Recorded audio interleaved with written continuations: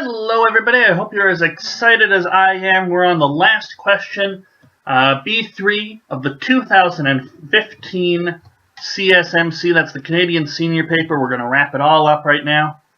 And we're looking at question B3, which has 3 parts here. But it's got quite a preamble. It's talking about some sequences. Let's dive in and take a look.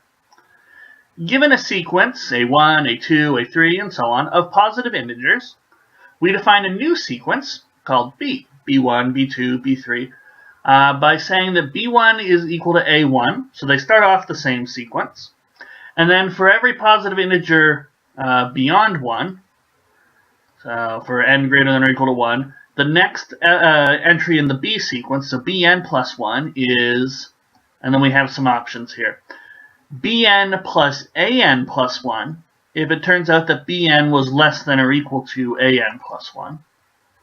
So if the last term in the B sequence is less than or equal to the next term in the A sequence, the next term in the B sequence is found by adding these two. If the last term in the B sequence is bigger than the next term, strictly bigger than the next term in the A sequence, we get the next term in the B sequence by subtracting off from the last term in the B sequence, the next term in the A sequence. Okay. So it takes a little while to get your head around it, maybe. Fortunately, they give us a nice little example here. So if we've just got a very basic sequence of 1, 2, 1, 2, 1, 2, 1, 2, 1, 2, that's the A's. And, oh, they've even given us a nice little chart so we can better understand it. So these guys start off the same, 1 and 1. Then I look at the next term in the AN sequence. It's 2. That's bigger than or equal to 1, so I add these two and get 3. Okay, the next term in the A sequence is 1, and that's definitely less than 3, so I take the difference. 3 minus 1 is 2. The next term in the A sequence is 2, well, that's bigger than or equal to the 2 that we have in the B sequence, so we add them and get 4. Then we have a 1, so we do 4 minus 1 is 3. Then a 2, 3 minus 2 is 1. A 1 is less than or equal to 1, so we add them together to get a 2, then a 4, then a 3, and a 1, and it keeps going up. Okay. So we sort of understand our sequence. We'll probably also have a nice introductory question. This A-part question will likely also sort of let us just dip our toes in the new definition and the new sequences that we're creating. Okay, so A. Suppose that my sequence that I'm given, each term is, each AN is just n squared. So it would go 1, 4, 9, 16, and so on.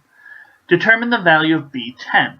So the 10th term in the B sequence. Okay.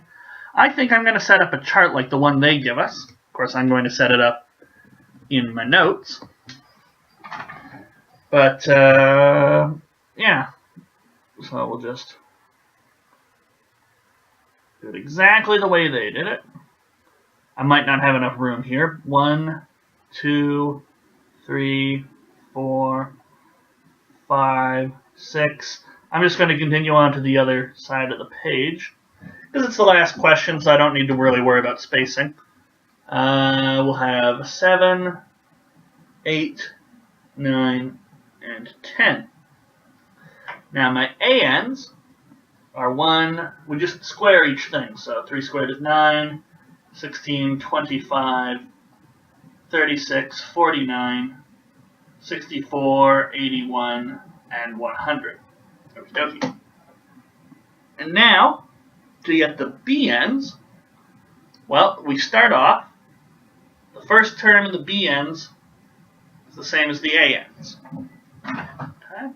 Then we say, all right, 1 is less than or equal to 4, so we're going to add these two. And 5 is less than or equal to 9, so we add them again, 14. I wonder if it's just going to stay less the whole time. 14 is less than or equal to 16, so we add them, and we get 30.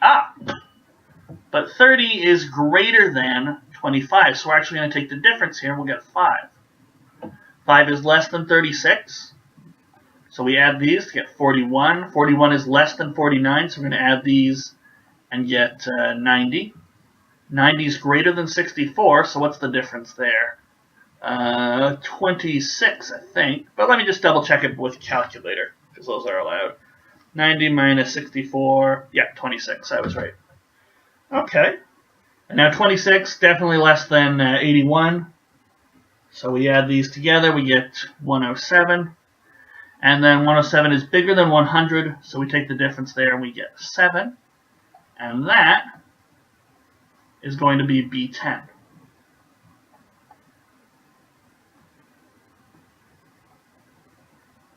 I don't think we really need to do a whole lot of explaining here. We have our chart, and as long as it's filled out correctly, I think that demonstrates our work. If you really wanted to, you might want to explain how you got this first 5 and this second 5, just because those are the first times you're adding and subtracting. But I think just getting the right final answer with a chart to back it up is enough. Remember, it's a 3-part question, and part A is, I mean, at best it's worth 2 marks, really. Depending on how hard the other sections are, it might be worth 1 mark. Not a whole lot of comment there. I usually, by the way, I recommend that when you're doing these contests, even if this is your first time writing, if you have no idea what's really going on, but if you have the time left over, try B3 Part A, even B2 Part A, because what happens is oftentimes you'll be introduced to a concept like this sequence, creating a brand new sequence. And you might say, I throw my hands up, I can't get B or C, this is way too complicated. But oftentimes A is an introductory question like this. It's just a simple sort of calculation thing, or a simple rearrangement and solve for X sort of thing, something very basic to get you familiar with the concept and make sure, do you understand the definition that we just threw at you? Okay? And so oftentimes you can do that. Same sort of thing happens on the Euclid. Do a 10A. Try 10A on the Euclid. Try 9A. Sometimes they are quite simple. Okay, the B parts, the C parts, they will absolutely wreck you sometimes. But always give A a shot on the last question, just because they're often quite easy, and you can definitely make up 1 or 2 marks. I mean, this question was probably worth 2 marks when we ended up marking it. So there's 2 marks just for filling in this chart and actually parsing what they've given us and understanding the sequence. Okay. So that's A part. Let's get back into it and take a look at B part. So we better understand the sequences. Now we're probably going to be asked something a little more challenging. Okay. Suppose that AN is N. So the nth term is just N. So the first term is 1, second term is 2, third term is 3, and so on. That's the sequence of A's that we're given. Determine all positive integers N with N less than 2015, for which Bn is equal to 1. Ooh, okay. Well, nothing's coming to mind right away just from the definition. Obviously, we're sort of looking for, if it's going to become a 1, I mean, the sequence is probably going to increase just for the first little bit, and then it's going to drop back down to a 1 with one of these sorts of things. But they're giving us a specific sequence. I say, why not write out the first few terms and investigate a little bit? Okay, maybe there's a pattern to when the BNs are 1. We would have to prove that pattern, but there's no reason not to go looking for it. So we'll do some terms here as well. This is just some investigation here. So 1, 2, 3, 4, 5, 6, 7, 8, 9, 10, 11, 12, 13. So we'll do the first 13. My ANs, well, it's just the same sequence.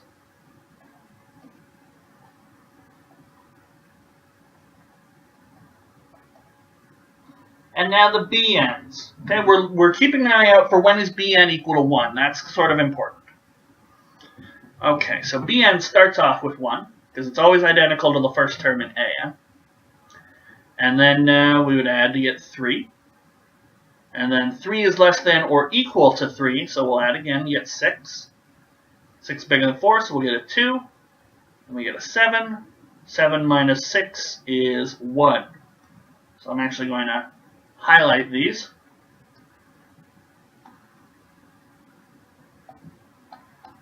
Okay, 1 plus 7, that's 8. 8 plus 8 is 16. I noticed that, just things that I noticed just because it doesn't come up that often. I did 3 plus 3, and 3 was the first thing after a 1, and I've done 8 plus 8, and that was the first thing after a 1. 16, and then we'll have 7, 17, and then 6, and an 18, and I bet this is going to be a 5. It is. 8, 7, 6, 5. I bet I would have to keep going to 4, 3, 2, 1. But does that work? Yeah, I go 3, 2, 1 here. Then I go 8, 7, 6, 5, 4, 3, 2, 1, I think. That's my guess. Let's flip it over. So we're at 5, and 14 will be the next thing. I'm going to guess it's going to be 19.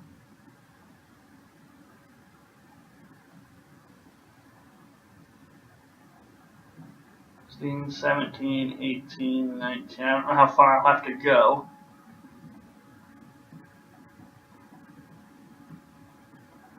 Let's hope it's not further than the 25. It shouldn't be further than the 25. But I'm noticing patterns, and maybe it's just a coincidence, and sometimes that happens with small numbers. You might see something that's there that isn't. But I'm definitely intrigued because of that. I did 3 plus 3, and then I did 8 plus 8. Okay, so we had a 5. 5 is less than 14, so we get a 19 here. Then we get a 4 here. Then a 20, and a 3, and a 21. And then this was 2, 22. Minus 21 is 1 again. And then we'll do 22. Oh, sorry, 23. 1 plus 22 is 23. And then we'll do 23 plus 23, giving us 46. And then the difference there, we'll get 22. And then it'll go up to 47, and then 21, 22, 20, 20. It'll go from 20, then 19, then 18. So I'm noticing some stuff. Okay. So it looks like we sort of have these stretches where the numbers jump up. So right after this one, we jump up to 23, and then we just count down from 23 down to the next one. So the question is asking us, determine all positive integers for which bn is equal to 1. So to fully answer this question, we have to figure out where all the 1s are, explain that, like show that all those will be 1s, because there's no way I'm writing out up to 2015. I don't even think I could do that in the whole, well, maybe. I think we get, how long is this contest, 2.5 hours? You might be able to do it, but you'd have to know to jump to the question at the end and just be doing that most of your time. So we're not going to do all the 2015s, but we need to be able to say a 1 will definitely occur here. So we need to prove that. And we also need to say anywhere else, there won't be 1s. So we have to do two sorts of things. We have to find a whole bunch of 1s, and we have to show these are the only places you will find 1s.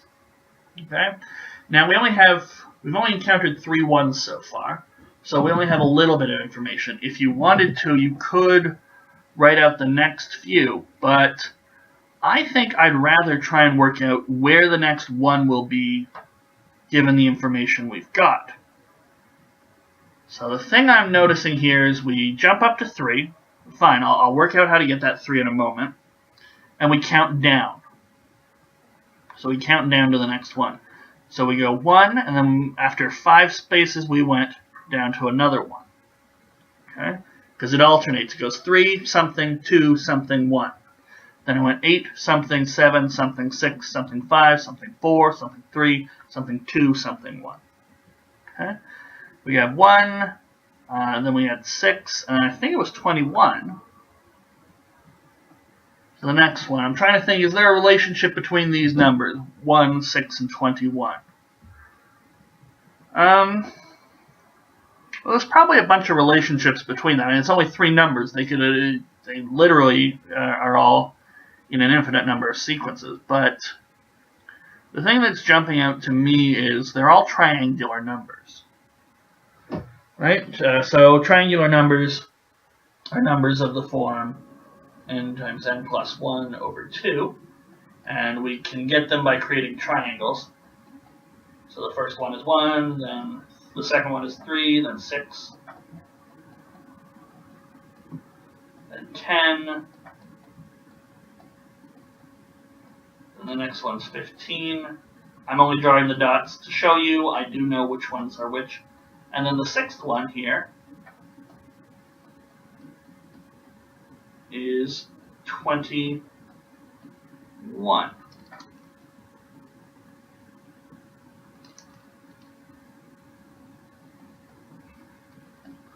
So 1, 6, 21. I wonder if we go over. So the next one after that is 28, and then 36, and then 45. I wonder if 45 is where the next triangular number.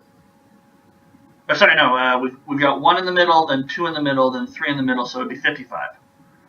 I think 55 should be the next one. Okay. Well, let's see. If I go 20, the 22nd number is 23. And then the 24th number is 22. The 26th number will be 21. Is there a pattern here? If I divide by 2 on this side, oh yeah, 11, 12, these will add up to a constant. Or if I multiply these guys by 2, so 46, 44, I'm just trying to find patterns here. 42, these guys all add up to the same thing, 68. So if I want 1 times 2 is 2, so that should be at 68, so it should be at 66. Huh. 66 is a triangular number, but it's the next one over. It's not 3 in the middle, it's 4 in the middle. So it goes 1, 2 in the middle, 4 in the middle. I wonder if the next one will be 8 in the middle. Things to think about. Things to just trying to recognize patterns. What we do right now is we've got a bunch of information. We want to recognize a pattern. Because what I want to do is I want to be able to say the ones are exactly at these places. So exactly, say, at these triangular numbers here that follow this particular pattern. I want to make that claim, I want to prove it, and I want to say there can't be ones anywhere else. And that's the goal. But first we need to recognize that pattern. We need to have a hypothesis. I think all the ones occur here. With this pattern, any bn where n looks like this weird triangular number or whatever pattern, that's what we need to find right now. That's what we're looking for, and that's why I'm just scribbling down any ideas. Okay? So, I noticed that there was this really nice 68 here. So this 68. It allowed me to figure out that it's at 66 that we'll get our 1. For the other numbers, we have 2 and 3, 4 and 2, 6 and 1, and that should be, if I multiply each of these by 2, I'll get 8. And 23 is the next one. Whoa. Okay.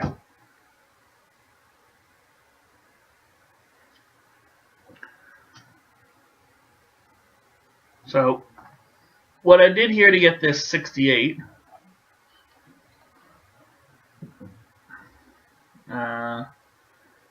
I can do the same thing with the other numbers.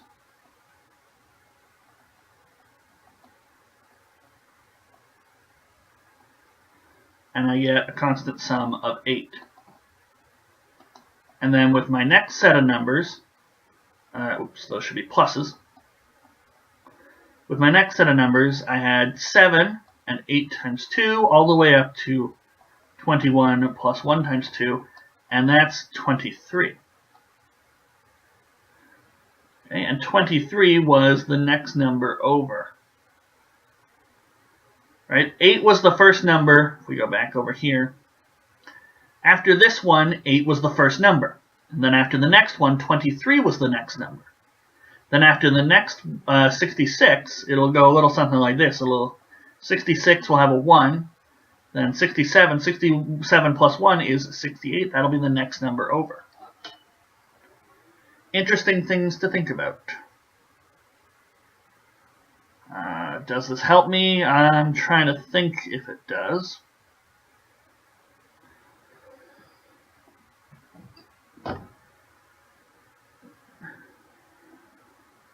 So this 68 times 2 plus 67 will be my new constant.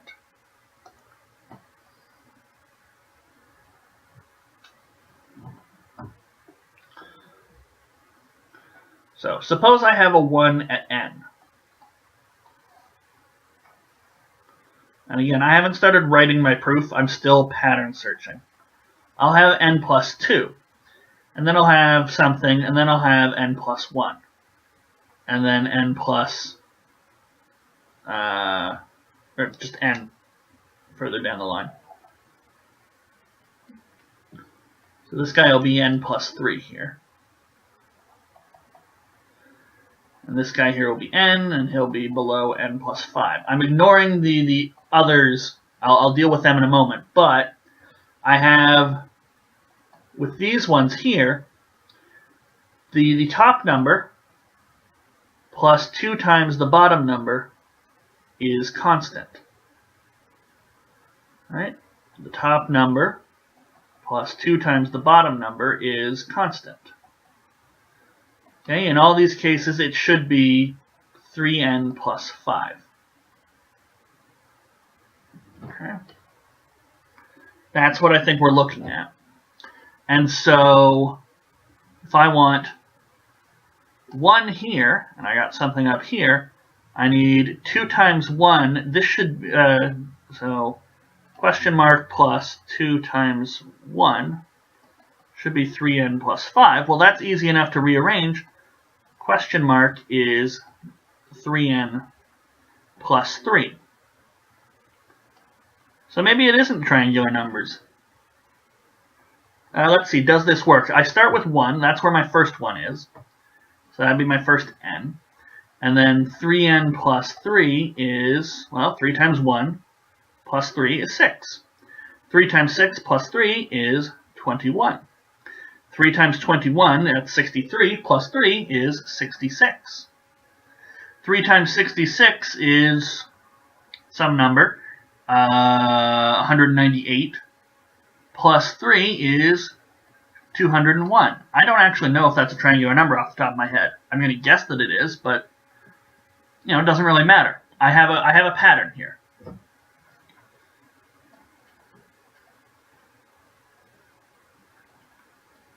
So it looks like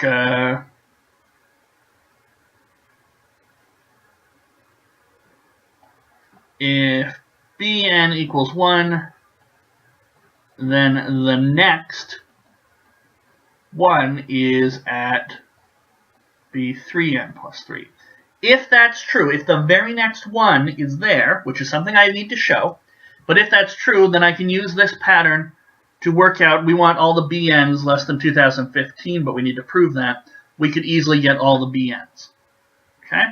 Now, if you're doing the contest and you've reached this stage where you think you know where the bn's all lie, or the bn equals 1 all lie, I would take the time to write down at least a little bit of your reasoning, clean that up a little bit, but write down the sequence, 1, 6, 21, actually complete it.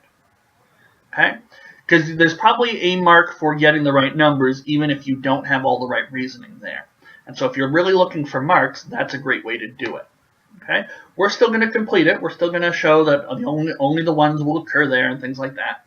But in terms of getting marks and in terms of time, if you've only got 10 minutes left, odds are you probably won't complete the inductive proof to complete satisfaction. I mean, I don't even know what it's going to look like yet. Right now, where I stand right now, I can finish this sequence, and that might be worth a mark, or I could continue to investigate. Right now, I only know what happens to, like, if n is 1, I know n plus 1 gives me n plus 2, and things like that. I don't know anything about those every other term, the ones that I've ignored, the ones that I've sort of squiggled out. And so I still need to investigate that, and there might not be enough time left, depending on where you are in the contest, to complete that, give a nice clean proof, and state the sequence. So I'd first state the sequence while I've got time. Okay? So that's the idea there. So just a little bit of contest advice, time management, that sort of thing. So this is what it looks like. That's where we're going. So if that's the case, what I need to do is I need to sort of prove that. Okay, so let's take a look. And this is more of a proof going on here. Suppose Bn is equal to 1.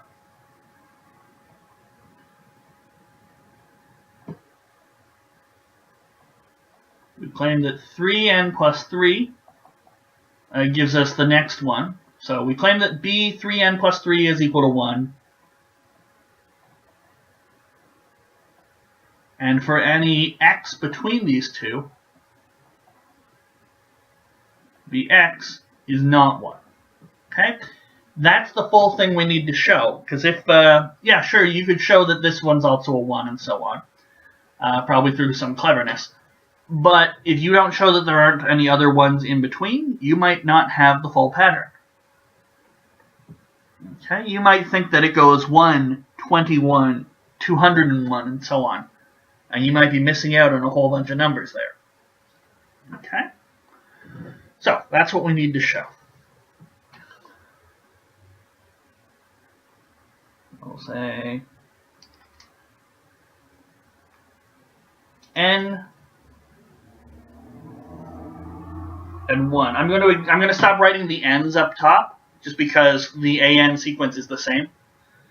So the next thing would be n plus 1. We get n plus 2. Then we get n plus 2. Those would add up together, and we get 2n plus 4. Then the difference there will be n plus 1. And then the next one would be n plus 4. N plus 1 definitely less than n plus 4, so we'll get 2n plus 5. Okay. So, how are we going to do this? Okay.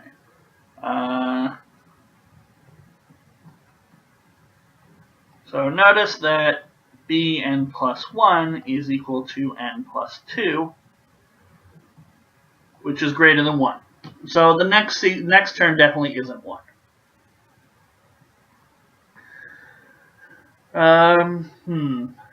Is there a way to predict? I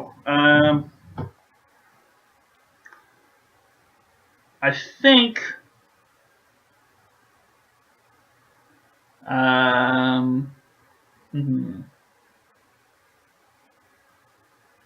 Well, these guys are going up by 1s. So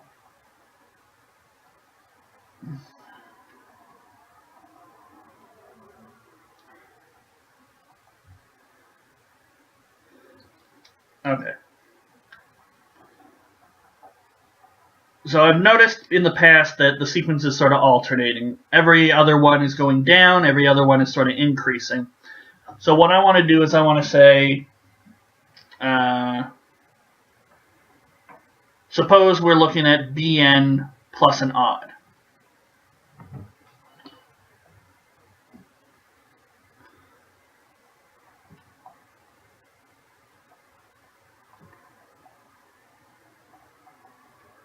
So bn plus I is going to be equal to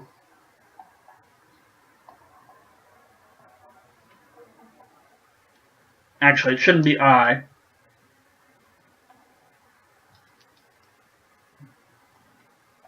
No, it should be I. So the next one over, is equal to something if I is odd. And odd numbers all look like this, 2k plus 1. So it's probably in terms of this k that we get our next term. So if k is 0, we're 1 term over. If k is 2, we're 3 terms over, and we've gone down by another 1. If k is 3, so as k increases, is equal to n plus 2 minus k.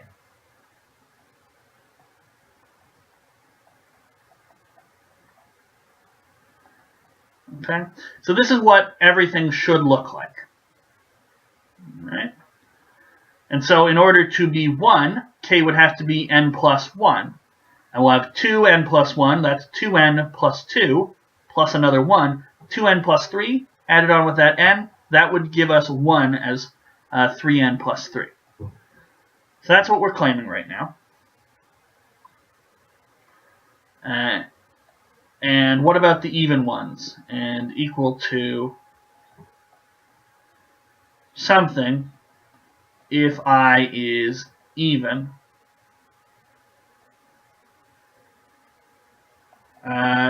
There's no 1, so we have to go over by 2. So when k is 0, this will be 2. Even value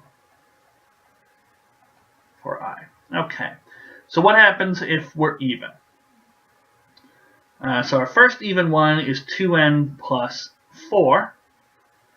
And that would be, so we're looking at 2n plus 4 plus k. So when k is 0, we're going over by 2, and we add on 0 of them. So we get 2n plus 4. If k is 1, we go over 2 times 1 plus 2, that's 4. So we go over by 4, we get 2n plus 5, and that's 2n plus 4 plus the 1 for k. All right. Yeah. So now it's up to us to prove this.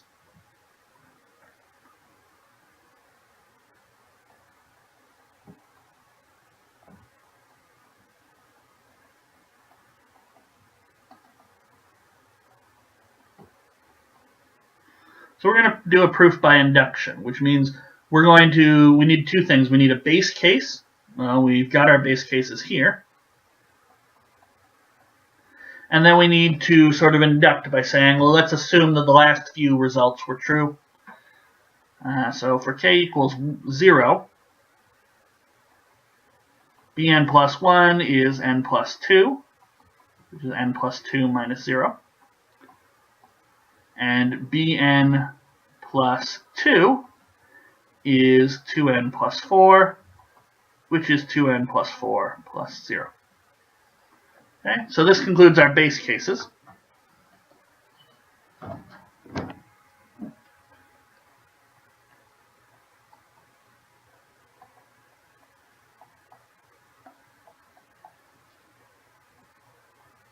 Actually, do I want to be, I think I should induct based on I, not k.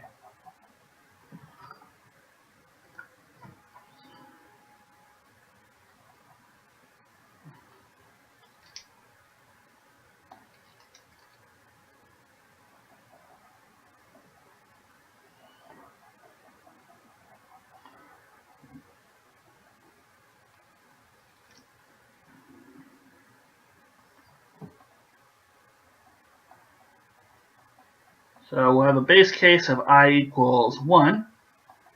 Bn plus 1 is n plus 2, which is n plus 2 minus 0. So I equals 1 gives us an odd, and k equals 0. So now let's prove it. So for I being greater than 1, so I beyond our base case,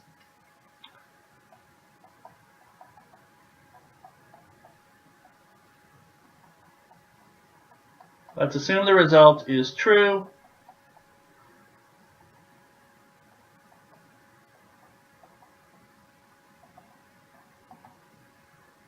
For all values less than I. Okay?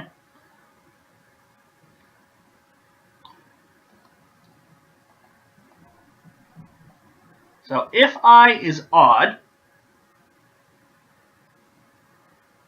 then I is going to be equal to 2k plus 1 for some k. And if it's odd and it's not the first one, then the one before it was even, and we'll assume that works. And b of n plus I minus 1 is equal to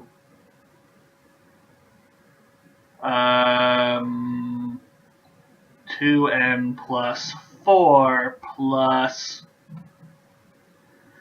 so that number is going to be 2k plus 2, so it'll be 2k plus 3. Oh no, I want k, so it'll be I plus 1 over 2. I plus 1 over 2. So that's the assumption.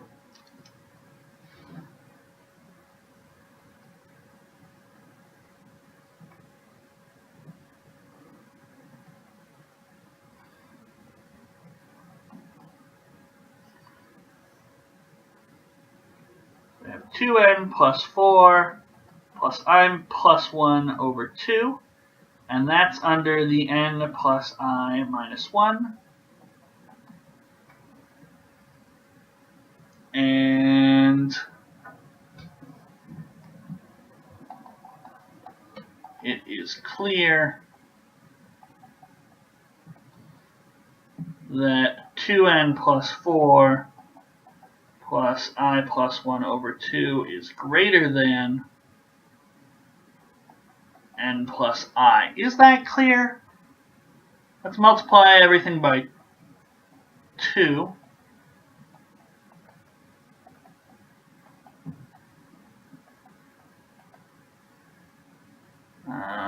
Those guys will cancel out. We'll be left with 2n over here, and I will cancel out over here.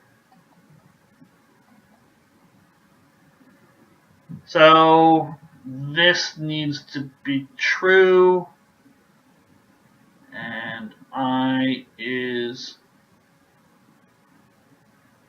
n is less than n plus I is less than 3n plus 3. That's what we're claiming.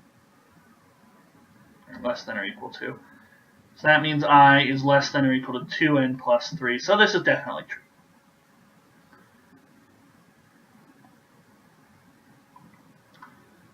So bn plus I is 2n plus 4 plus I plus 1 over 2 minus n plus I. That should be n.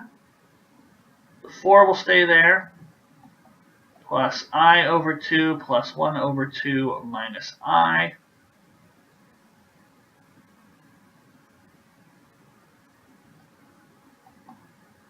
It's be n plus 4 plus 1 minus I over 2, because this is 2I over 2. And that's, so k is I minus 1 over 2.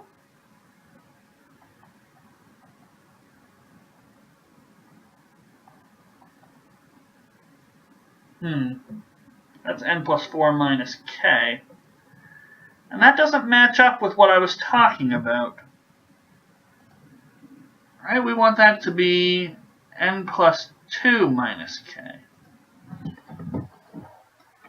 So what's gone wrong here?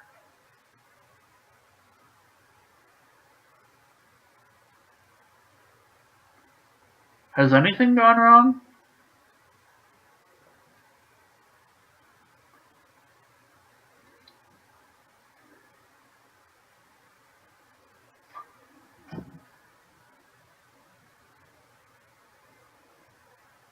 So we need I minus 1 is 2k plus 2. And k is what we add on. So that means I minus 3 over, okay, so it's I minus 3 over 2. I was wrong.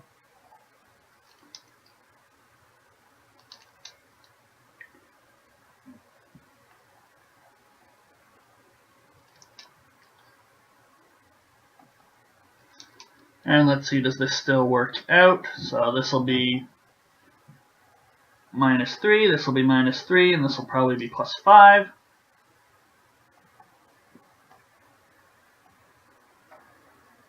Okay, so that all still works. Then we have minus 3. And I need to clean this up a little bit. Plus I minus 3 over 2 minus 2I over 2. So this will be, I still want it in terms of 1 minus I over 2. But I'll also have minus 4 over 2, which will be plus negative k minus 2. And that will be n plus 2 minus k, exactly as desired. Okay. So that's what happens if I is odd.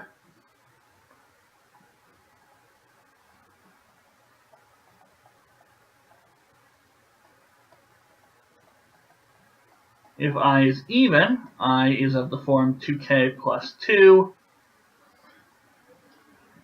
And so we're looking for k is equal to I minus 2 over 2. So that's the sort of thing we want 2n plus 4 plus k at the end.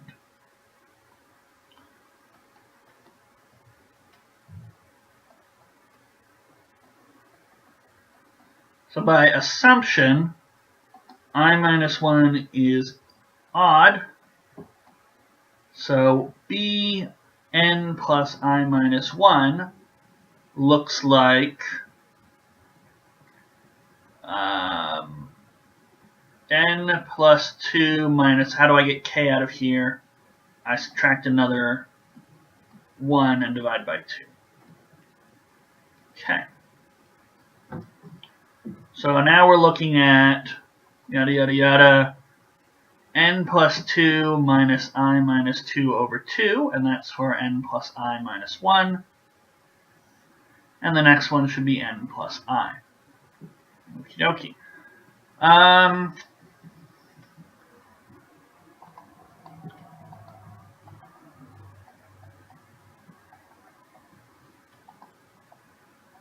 I's got to be greater than or equal to 2. So n plus 2 minus I minus 2 over 2, that's definitely going to be a positive value here, or at least a non-negative value. So that's going to be less than or equal to n plus 2, which is going to be less than or equal to n plus I. So we add. So that means bn plus I is going to be n plus I plus n plus 2 minus I minus 2 over 2. Okay. And that's going to be 2n plus 2 plus I, plus, so that's 2I over 2, minus I minus 2 over 2. 2n plus 2 plus, it'll go I, and then negative 2 is plus 4, or sorry, plus 2.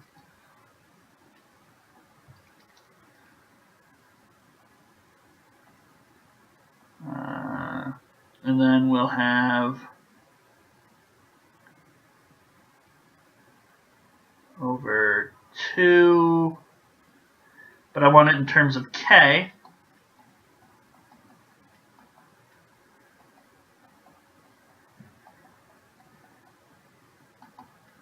Two n plus, that becomes a 4. That's going to be 2n plus 4 plus k as desired. Okay.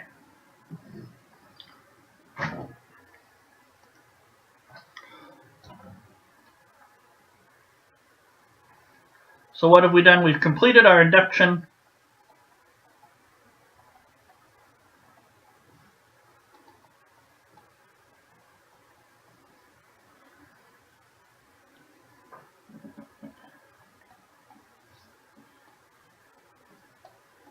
So things I'd note immediately, this is odd.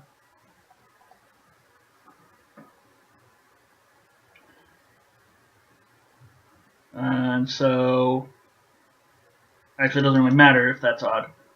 Oh no, that's not necessarily odd.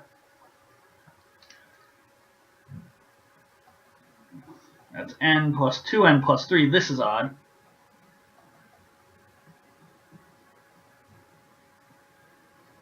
So b3n plus 3 is equal to, what did we say, n plus 2 plus 2n plus 3 minus 1 all over 2. That's n plus 2 minus n plus 1, which is equal to 1. So b3n plus 3 is equal to 1.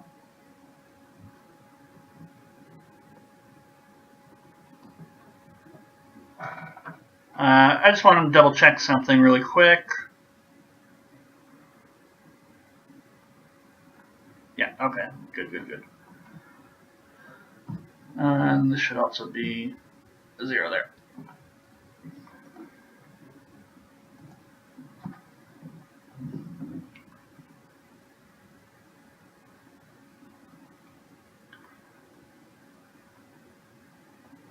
Now let's check our intermediate numbers.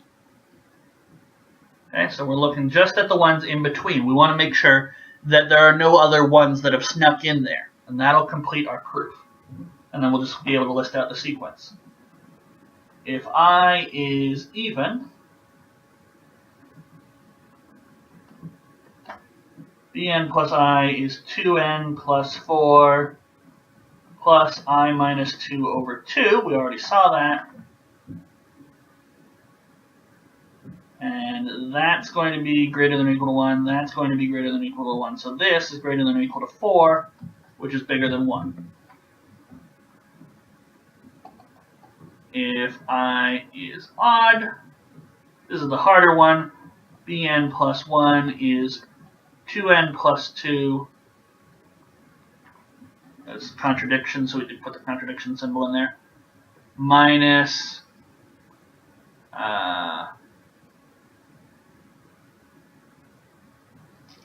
oh, incidentally, this should have been a minus sign over here.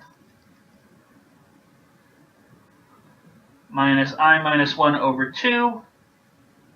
And if that's equal to 1, let's multiply by 2 on both sides.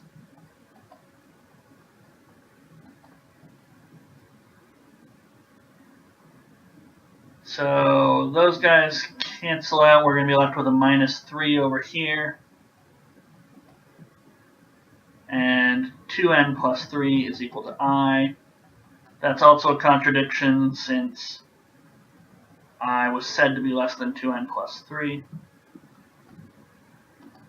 So if bn is equal to 1,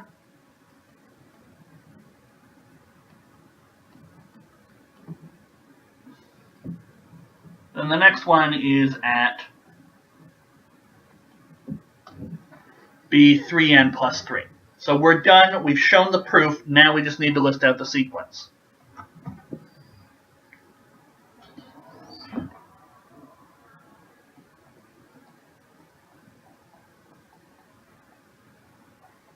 So the values of n that give bn equals to 1 are 1, 6, 21, 66, 201. Now multiply by 3, so that's 603, plus 3, so that's 606. There should be another one in there. I'm just going to grab my calculator, multiply 606 by 3, and add 3. We get 1821, and that should be it. Multiply by 3 and add 3, you get something in the 5,000s.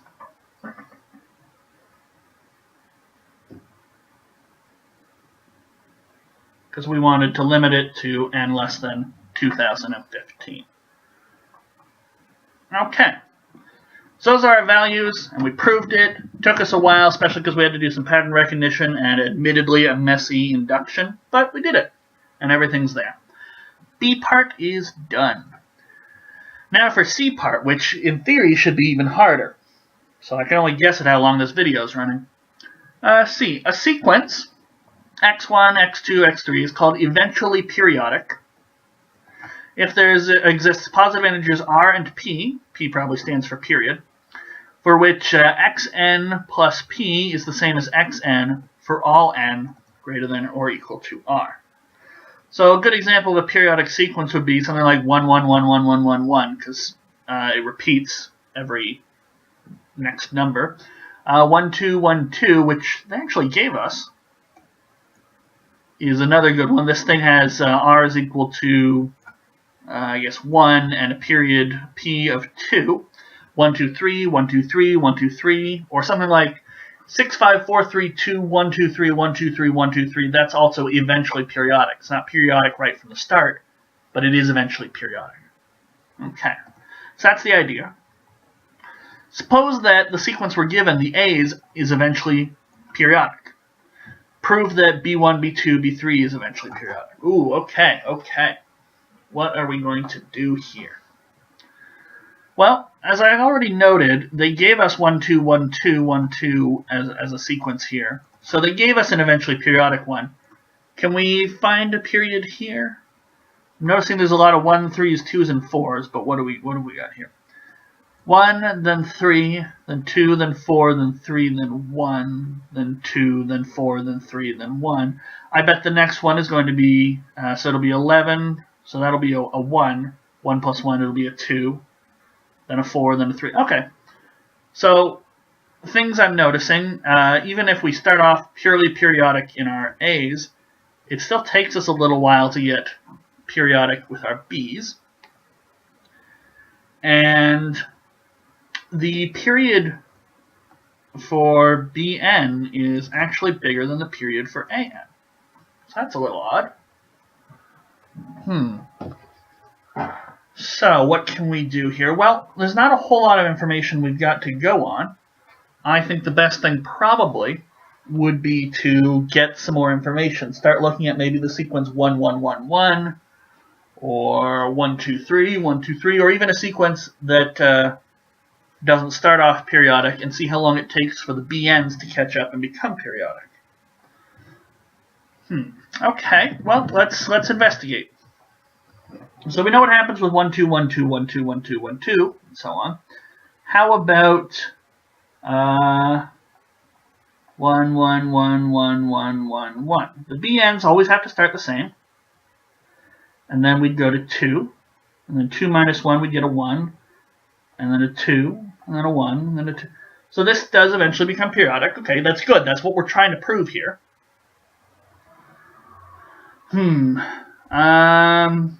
Let's see. So, first of all, this guy here has a period of 1, whereas this one here has a period of 2. And in the example, if we do 1, 2, 1, 2, 1, 2, 1, 2, we get 1, 3, and then it was 2, 4, 3, 1, 2, 4.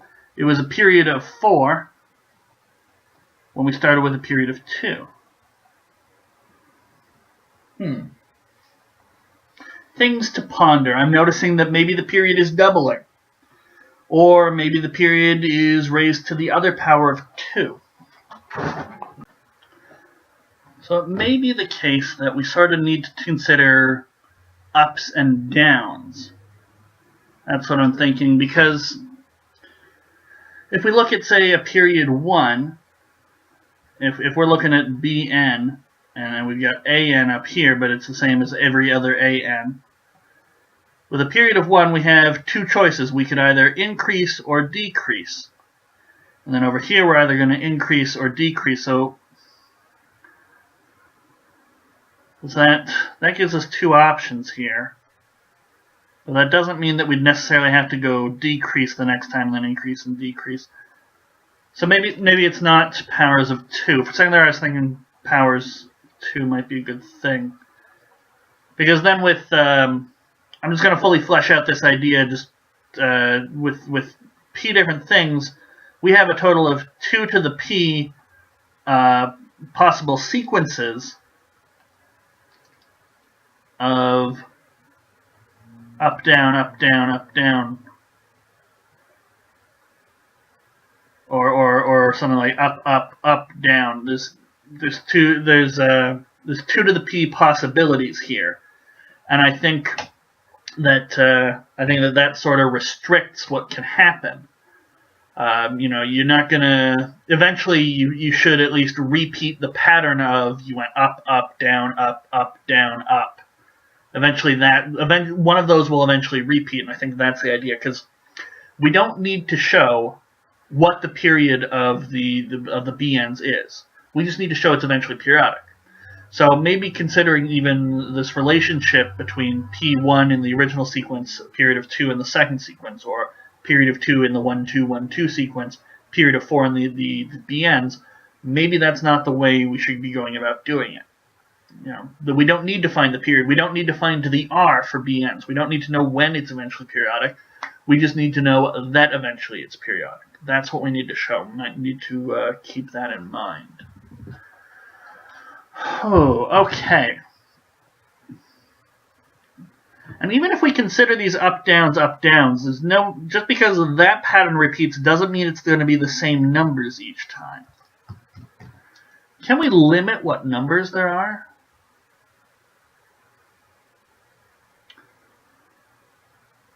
Well, Bn is always, the first, B1 is always A1. And I think, if I recall correctly, the question said positive integers. So the ANs are always positive. So the BNs will start positive. If I'm in this option, then it stays positive. And if I'm in this option, Bn is greater than, so the difference between two positive integers where the first one's greater than the second will always produce a positive integer. So our numbers, our Bn sequence should always be between, well, it's always going to be positive, but it should be between, the lowest value it can reach is 1. And the high, I mean, we didn't see any zeros in B part from what we just did. And the highest value it can achieve is, well, actually, is there a highest value? Not in B part. In B part, there wasn't a highest value. We could keep going, but if we know that our sequence A1, A2, and so on is eventually periodic, then that means eventually there's sort of a highest A value, and the best the B's could do would be to add that A value to itself in the top option. So if we call that maximum value something like M, then the best the BNs could do is 2M. And that would eventually limit what the BNs could do. They'd have to be between 1 and 2M, I think. And so that would limit the possibilities that we could have for our B's. And then maybe we could use some sort of pigeonhole principle. You know, say that we extend the sequence this far, eventually we should get some sort of repeat that just out of sheer exhaustion. I think that'll be at least something to explore. So let's crystallize these ideas and talk about what the lowest value it can be and what the highest value it can be is. So this is just rough work, but now let's get into actual things that we might want to prove and talk about.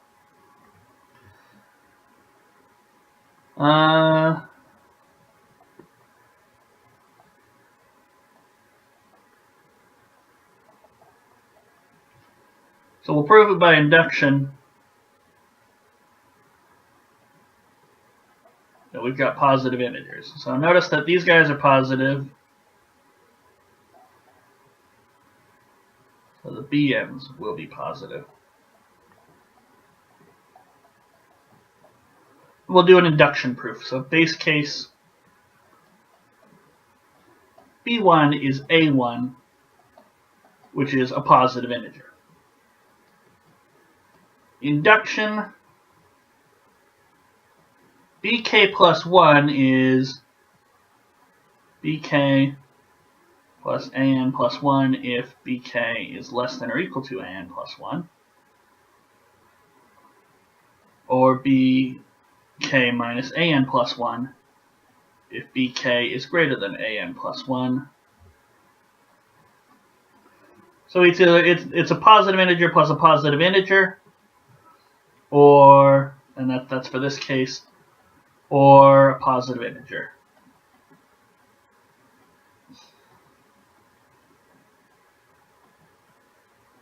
That's because BK is greater than AN plus 1. So that works.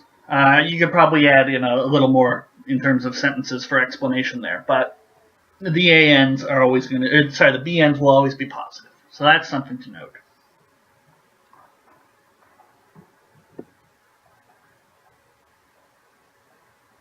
So the BNs are always greater than or equal to 1. I wanted to write greater than 0 or greater than or equal to 1, and I accidentally wrote both. Greater than or equal to 1. So that's something important. We have a lower bound on our BNs.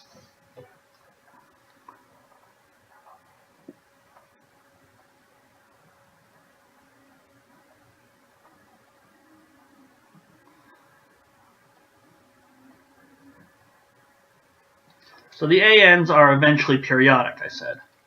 That's what we're given.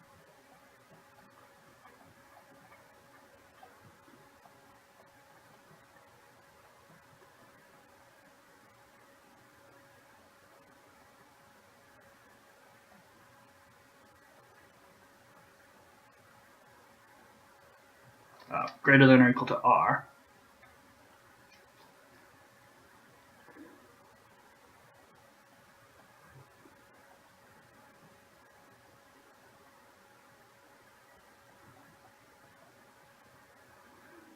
Let's call this maximum value M. Okay, there is a biggest value. In fact, it's specifically the maximum value AR, the max of AR plus 1, and so on, all the way up to AR plus P minus 1, because the next one will be AR plus P, which is the same as AR. Okay, that's what the periodic part of eventually periodic means. So we have a maximum value there. All right. In fact, we could get a maximum value overall, because if we just take a look at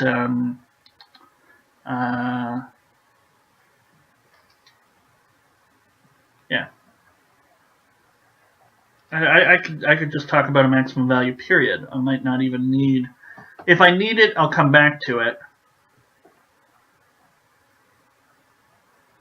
And maybe I'll have to distinguish another maximum value.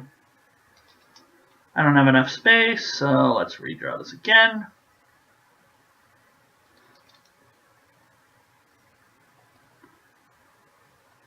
So it's the max of, so the first few numbers, all the way up to AR, those are brand new, but I mean, there's still a maximum amongst them. There's a finite number of positive numbers there. And then AR plus P minus 1, and then it repeats after that.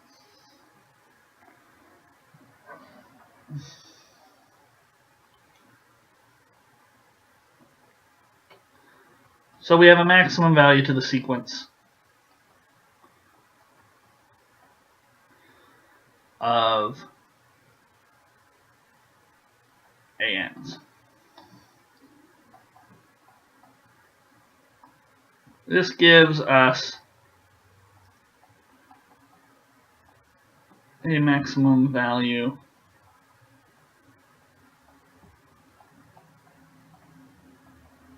for the sequence of BNs. How does it do that?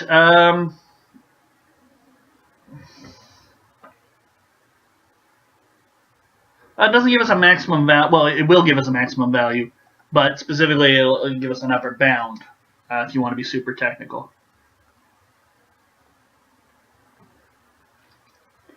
Maximum value is obtained, and upper bound is just saying nothing gets past this. So it's important to use the proper language. That way markers aren't confused by what you're talking about. So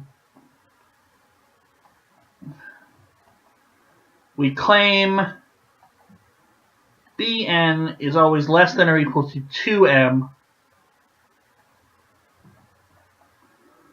for all n. Okay? Well, let's induct. B1 is equal to A1, which is less than the max there, which is less than m, which of course is less than 2m. So it's less than or equal to m. I mean, maybe A1 is the best the sequence of A's ever does. but it still won't beat 2m. Fine. Okay, now for our that's our base case. Now suppose bk is less than or equal to 2m. Okay.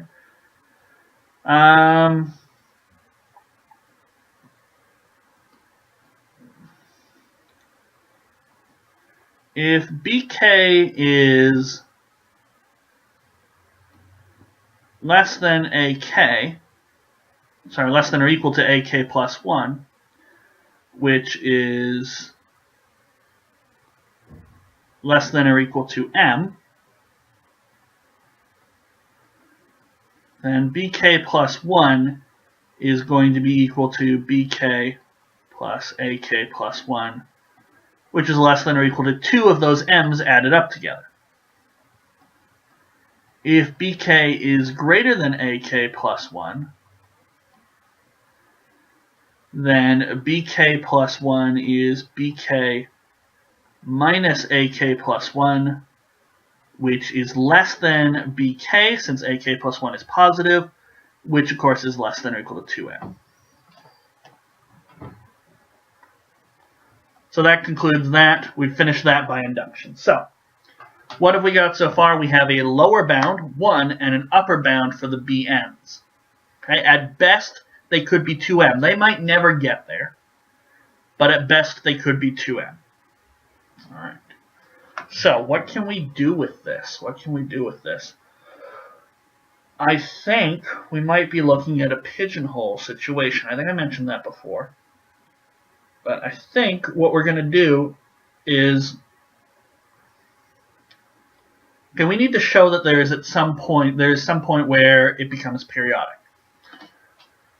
And what do we need to have happen?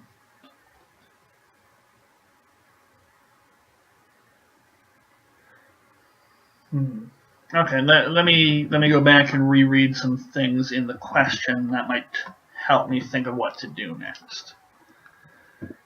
So we know that the sequence, the A's that we're given are eventually periodic. Fine. And how do we get our B's from our A's? Well, copy the first one, and then the next B is just a combination of what was the previous B and what was the next A.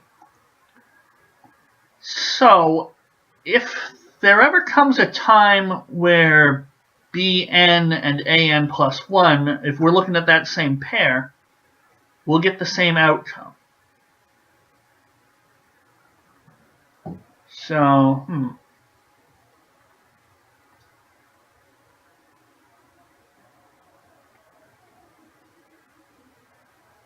Oh, okay. I think I've got it. All right. Let me write some of this down, because I think it's best to explain as I go. Okay. So, suppose n is beyond r. I think we're going to be doing a lot of inductions. Actually, this might be the last induction. I don't know. Suppose n is greater than or equal to r, and bn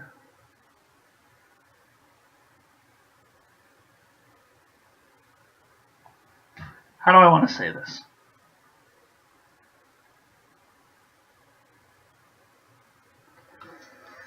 Ooh, you don't really understand a concept unless you can explain it, and that's what I'm trying to do here. If I get the same pair, if I get this, that always produces this value. So if I have the same thing later on, so that would have to be, some point down the line.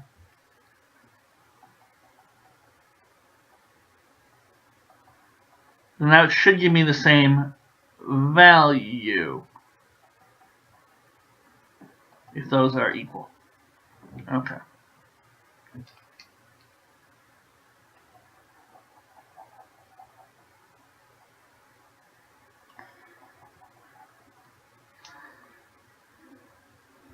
Okay, suppose we have this, and some k greater than or equal to 1, because obviously k equals 0 won't help us here.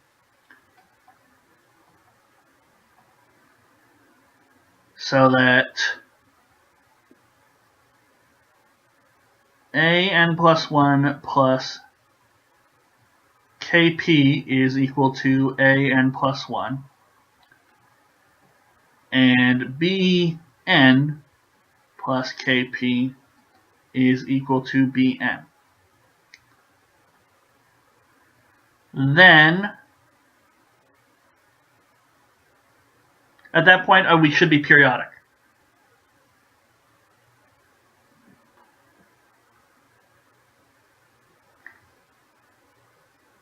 Then bn plus 1 is equal to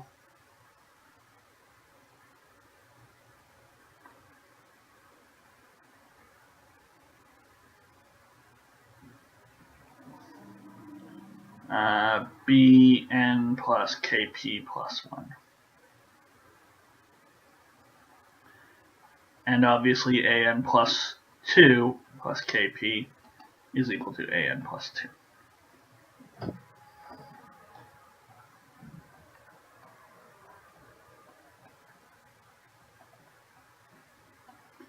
And we'll have a period of kp.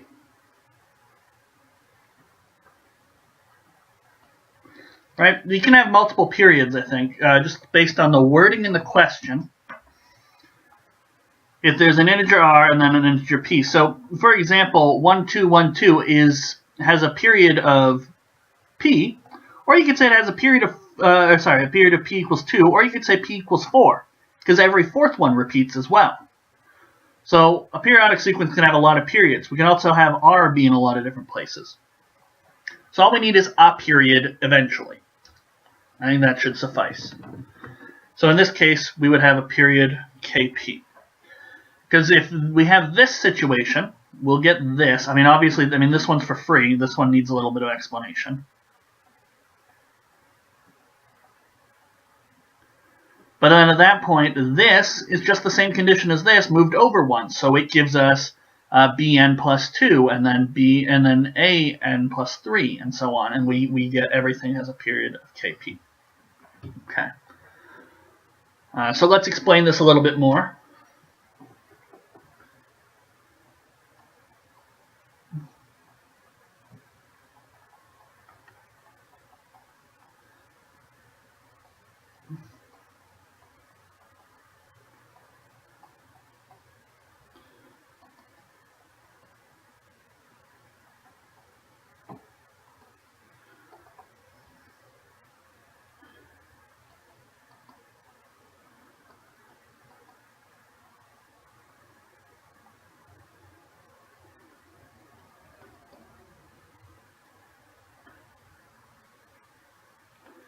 So that's bn minus ak plus 1 if bn greater than an plus 1,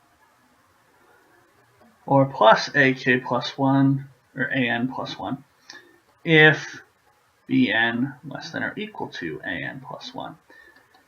But same conditions hold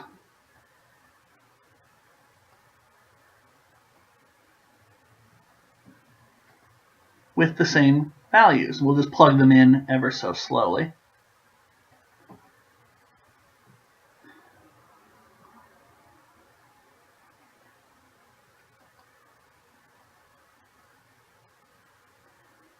Bn plus kp minus an plus 1 plus kp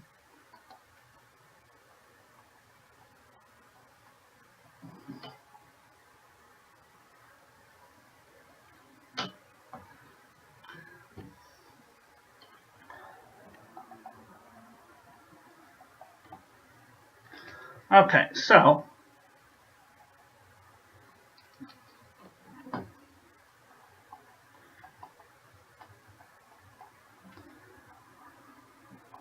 to show our sequence of b's,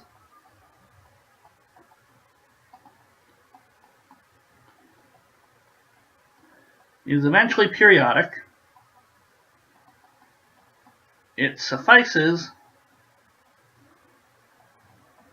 to show that there is such an n greater than or equal to p, otherwise you wouldn't get the period, the repeating. And what's the other one we need? And such a k. Okay. So that's what we need to show. That's what's left. And I think we've justified it properly. So, I think knowing that there's a limited range of b's will help us.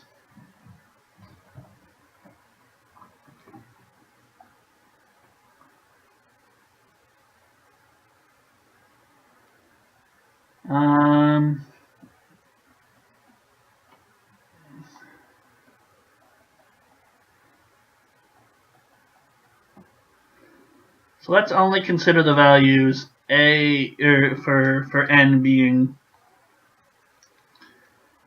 n is equal to, oh, this should be r up here, by the way.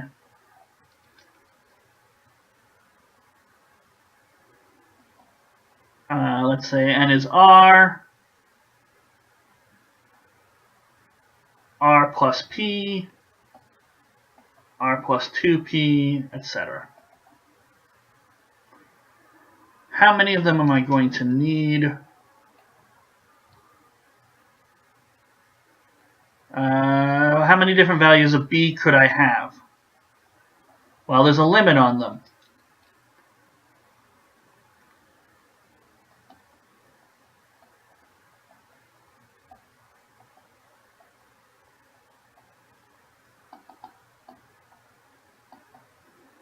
How many b's could we have? We could have, there's 2m of them, so we'll just need, because we can go from 2m, from 1 all the way up to 2m, so that's 2m numbers, so we'll just need to go one more. Right? Actually, just need to do a 2m because we've already got that 0 in there.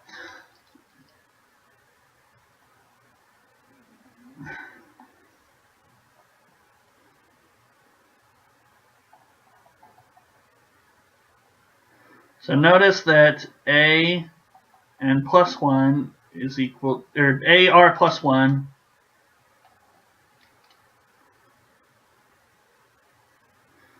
is equal to ar plus p plus 1 is equal to ar plus 2p plus 1 all the way down to ar plus 2mp plus 1. Okay?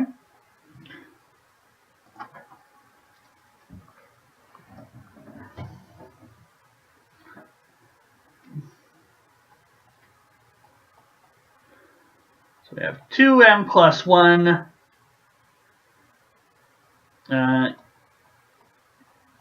indices for b. So we've got br plus p, all the way down to br plus 2mp. But only 2m possible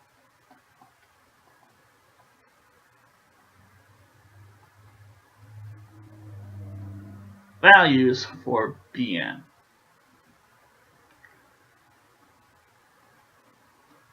So there's 2m plus 1 of these, but only 2m possible values. There has to be at least one pair of duplicates.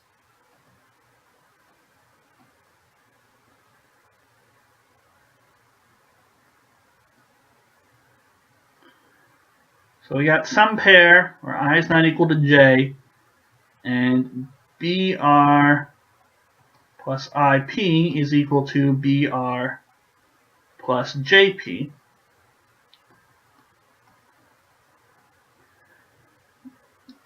Let's specifically say I is less than j.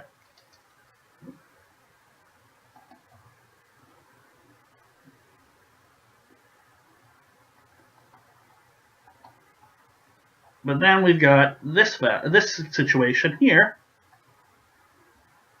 AR plus IP plus 1 is the same as AR plus JP plus 1.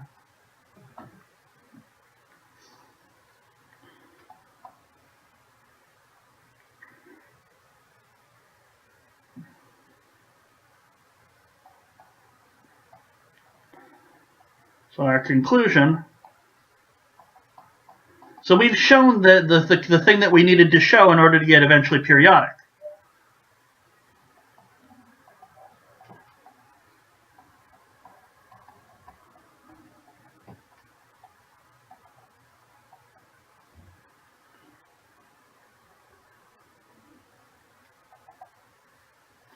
Our conclusion is that the P's are eventually periodic, thanks to this condition.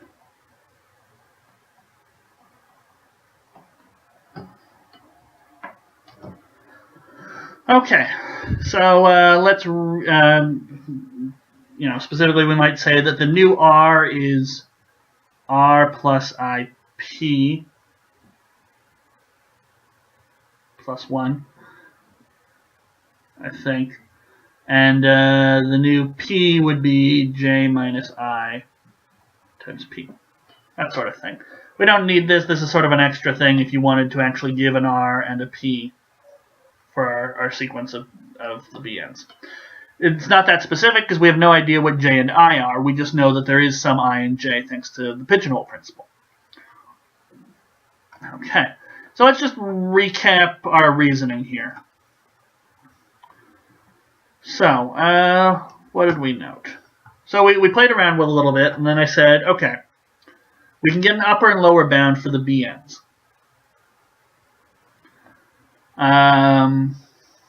They're all positive, so the BNs are at least 1. And then the BNs are at most 2m. We don't actually know if they ever get all 2m, so I should probably change that to say at most 2m different values. But that's not important right now. So there's a range there. And then we said, hey, if we ever get a repeat of the pair Bn and An plus 1, if those are ever seen again in that same position, then the next pair will be the same, and the next pair will be the same, and the next pair will be the same, and we'll have a periodic function. We explained that a little bit. We sort of justified that, and then we said, okay, great. Now let's just look at a specific sequence of ANs that is all the same. So the ANs will be the same. The AN plus 1s will be the same. And then can we get two BNs to be the same? And we said, yeah, just take 2n plus 1 of them. So not only, we should say at most. Okay. We took a range of them. There's only so many values that we can get for Bn. That means eventually there will be a duplication. And thanks to the recursive way that the Bn's are made out of the sequence of ANs, this shows that it's eventually periodic. Okay. So boy, that took us a while, but we did it. It's done. That's the 2015 senior paper, and that was a challenging question there at the end. I would say both the B part and the C part gave me a bit of pause, and I definitely had to work through them, and it was a challenge. And that's what you should expect from the last question. And now, as I already made the comment, try A part on the last question, no matter what paper you're doing, because A can be quite easy, but the B and the C there, that sort of blew me away for a while. If anything, I'd say the B was almost a little harder than the C. I think I caught on with the C a little quicker. That's just my opinion. But yeah, that's it. Overall, I'd say this was a very nice paper. Certainly, in terms of the written questions, 1 is usually quite easy. 2 I found was a lot easier. It was just a bunch of algebra manipulation. But the B and C here, those certainly took me a while, set me back there. So things to consider. I can't remember if this one was considered a hard paper. I think it was. I think that question 3 and the question 6 in the A part, there was a lot of difficulty with those. Okay. So that's the 2015. I look forward to the 2016, both the intermediate and senior papers. And I think that's it for now. That's the last word on the 2015. So thank you guys for watching. And as always, I'll see you in the next video.